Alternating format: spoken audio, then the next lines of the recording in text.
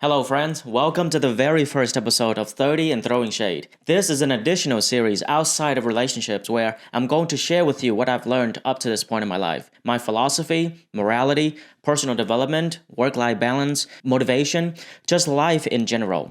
As a 31-year-old, I don't know much about life and I'm still learning, which is exactly why I'm doing this series. I want to see how my perspective might change over time. So I invite you to join me on this journey and perhaps we can learn something together moving forward. With that said, I want to share with you a lesson that I learned in this book, The Way of the Superior Man by David Deida. I highly recommend this book.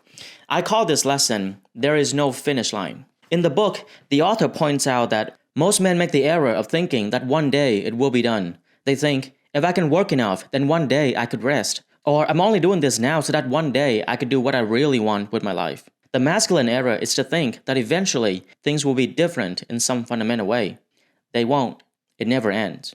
Throughout most of my life, my go-to strategy whenever I have a lot to do is to put my head down and get to work, and I continue to work until I get the job done. This strategy has served me very well up to graduate school, and I think it's a very useful strategy for a lot of people. However, at this point in my life, I simply cannot rely on this strategy anymore because the work never ends. Putting your head down and continuing to work until you get the job done, this is applicable only when you have a finite amount of work to do. But sooner or later, I think most of us will reach a point where we have a lot more responsibilities than we can possibly take on. At that point, if you continue to work and work and work and work, it's just a matter of time before you burn yourself out. So if the work never ends, what are you supposed to do? Well, in the book, the author suggests that you should spend at least 1 hour per day doing whatever it is that you've been waiting to do. Maybe you've been waiting until you're more financially secured, until you're more successful, until the children have grown and left the house, or until you finish all your obligations. Whatever it is that you've been waiting to do it now. Spend at least 1 hour per day doing what you love.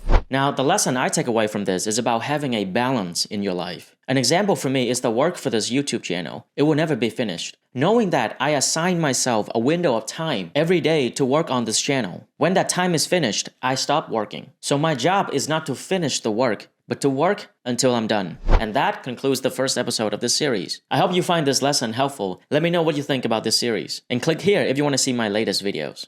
Until next time, stay curious.